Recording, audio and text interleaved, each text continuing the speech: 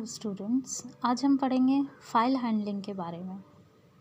तो file handling के बारे में जानने से पहले हम जानेंगे कुछ टर्म्स जो यहाँ पे लिखे हुए हैं। कुछ टर्म्स के बारे में आपको पता है कि जब भी हम कोई प्रोग्राम बनाते हैं तो वो प्रोग्राम सबसे पहले रैम में जाता है, प्रोग्राम एग्जीक्यूट होता है, उसके बाद मेमोरी रिलीज़ हो जाती है। तो ऐसा करने पे जो हमारा प्रोग्राम या उसके कंटेंट होते हैं, उसका डेटा होता है, सपोज़ ये वेरिएबल्स यूज़ किए हैं हमने, इनमें जो कंटेंट है, वैल्यूज़ हैं, ये आफ्टर एग्जीक्यूशन डिस्ट्रॉयड हो जाती हैं।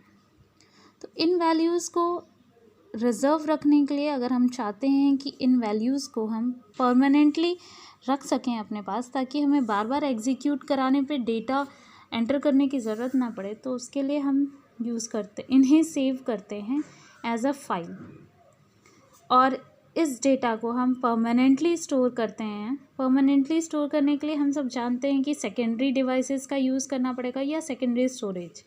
तो इन प्रोग्राम्स को हम हार्ड डिस्क में स्टोर करते हैं, और जो भी फाइल्स हार्ड डिस्क में, जो भी डेटा हार्ड डिस्क में स्टोर होगा उसे हम कहते हैं फाइल।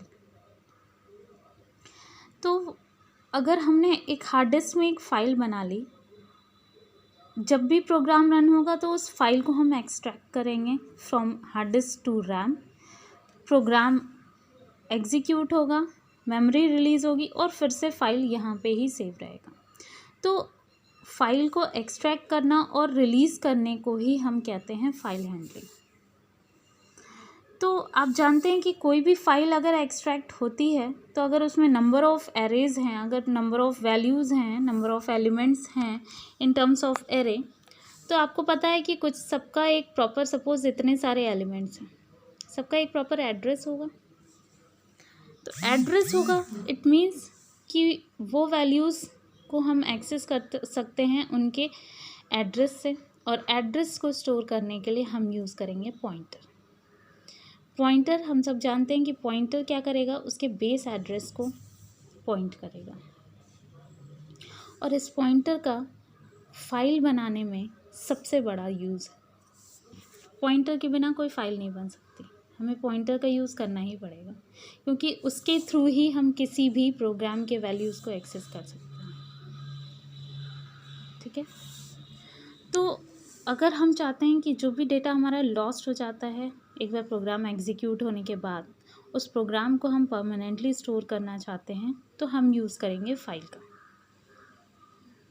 अगर हमें large amount of data enter करना है, बार बार हम एंटर करें, इससे अच्छा है कि एक बार एंटर करके इसे सेव कर लें एज अ फाइल और बार बार यूज़ कर सकें यूजिंग फाइल फंक्शंस। और अगर हमें डेटा को एक कंप्यूटर से दूसरे कंप्यूटर पे मूव करना है, तो अगर हम फाइल के रूप में इसे सेव करते हैं तो ये ईज़िली मूव हो सकते हैं। अब जानते हैं कुछ टाइप्स ऑफ फाइल के बारे में। दो तरह की फाइल्स होती हैं, एक होती है टेक्स्ट फाइल, एक बाइनरी फाइल। टेक्स्ट फाइल्स यानी कि प्लेन टेक्स्ट, जो भी हम सपोज़ .doc या .txt एक्सटेंशन के रूप में जो भी फाइल हम सेव करते हैं। फॉर एग्ज़ाम्पल, हमने कुछ नोटपैड में कुछ टाइप किया या वर्ड में टाइप किया, उसको जब हम सेव करेंगे तो वो फाइल कहलाएंगी टेक्स्ट फाइल्स, जो कि प्लेन टेक्स्ट होता है। प्लेन टेक्स्ट को हम ईज़िली ओपन कर सकते हैं, ईज़िली रीडेबल्स होती हैं, वो एडिट ईज़िली कर सकते हैं, डिलीट कर सकते हैं ईज़िली, बट वो ज़्यादा सिक्योर नहीं होती हैं, दे आर लीस्ट सिक्योर, और कंटेंट होने की वजह से वो बिगर स्टोरेज स्पेस लेती हैं। वही बात करें अगर बाइनरी फाइल्स की, तो बाइनरी फाइल्स जो होती हैं वो 0 और 1 के फॉर्म में होती हैं। इनमें कंटेंट ज़्यादा हम स्टोर कर सकते हैं, बिकॉज 0 और 1 के फॉर्म में, तो कोई भी कंटेंट होगा वो 0 और 1 के फॉर्म में होगा, तो ज़्यादा स्पेस लेगा, कम स्पेस लेगा, और हम ज़्यादा डेटा स्टोर कर पाएंगे। नॉट ईजली रीडेबल, बिकॉज 0 और 1 के फॉर्म में तो हर कोई पर्सन उसे रीड नहीं कर सकता है, and it provides a better security than a text file.